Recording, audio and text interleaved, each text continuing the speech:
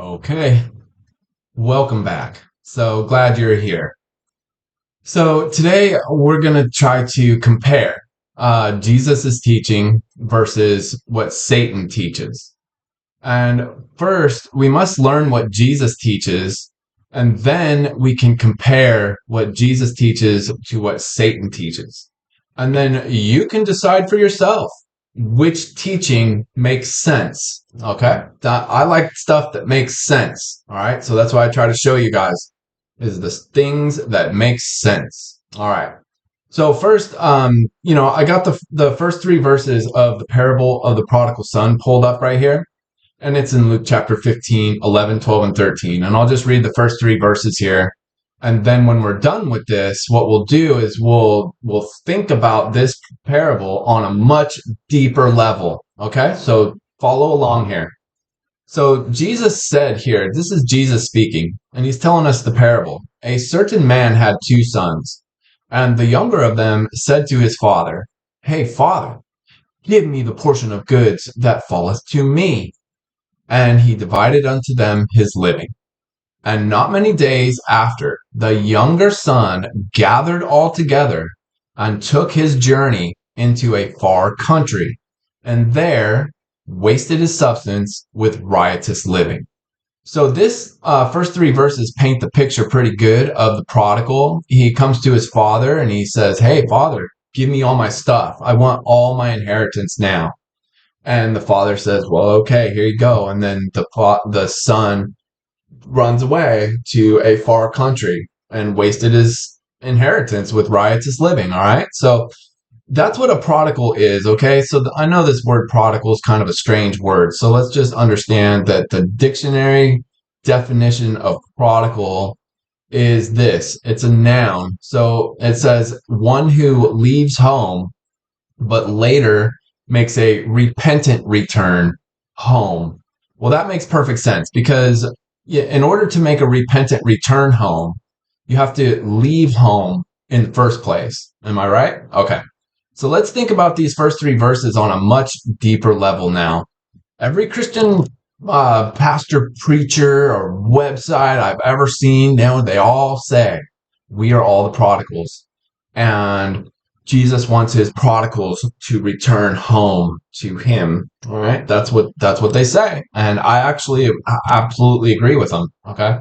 So this is Jesus speaking. And since we are the prodigals, like let's say you're the prodigal. So this would be your own personal story in the Bible. And Jesus is telling you your story. And you are the younger of them.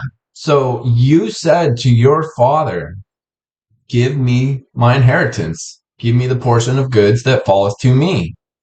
Well, this is not a peaceful statement, just so you know. This is you voluntarily turning against your father and making him your enemy. That's what you're doing.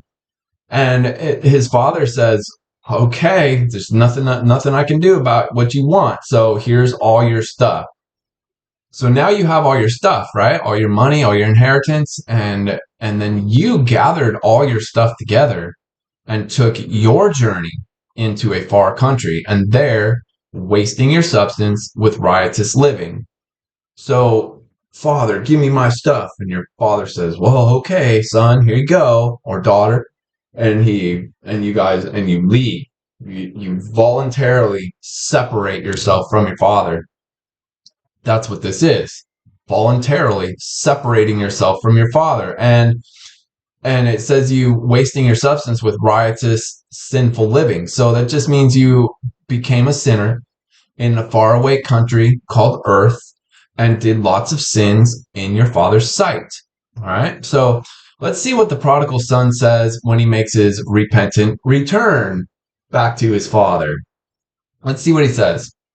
This is verse 21. It says, "And the son said unto him," he came back to his father and he says, "Father, I have sinned against heaven and in thy sight, and I am no more worthy to be called thy son."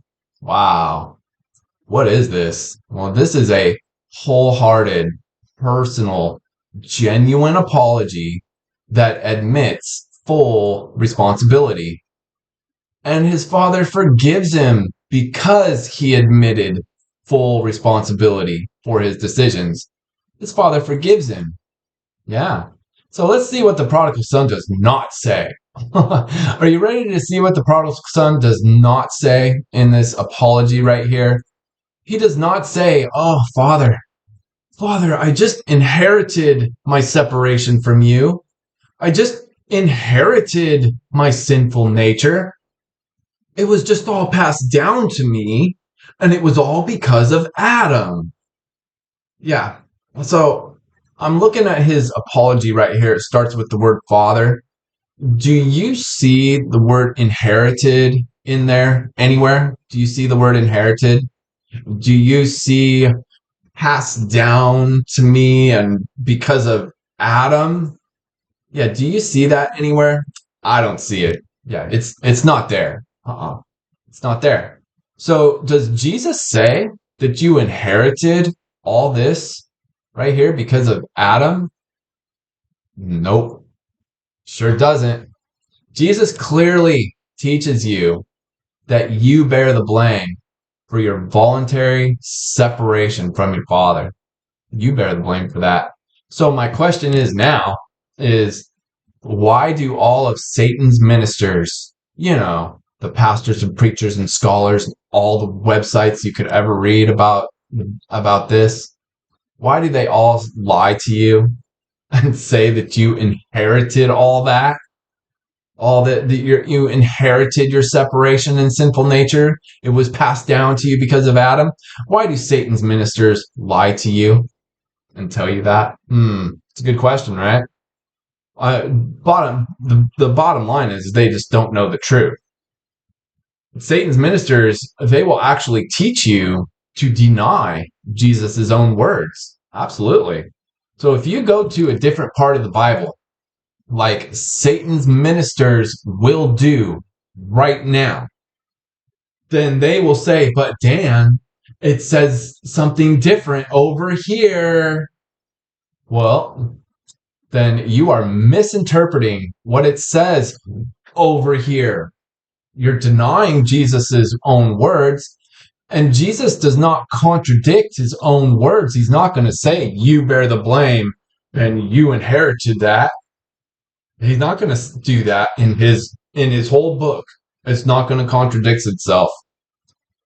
So I don't go and argue with Jesus's words. I don't try to prove Jesus wrong. I believe Jesus's words because Jesus does not lie, and his whole book does not lie or contradict itself.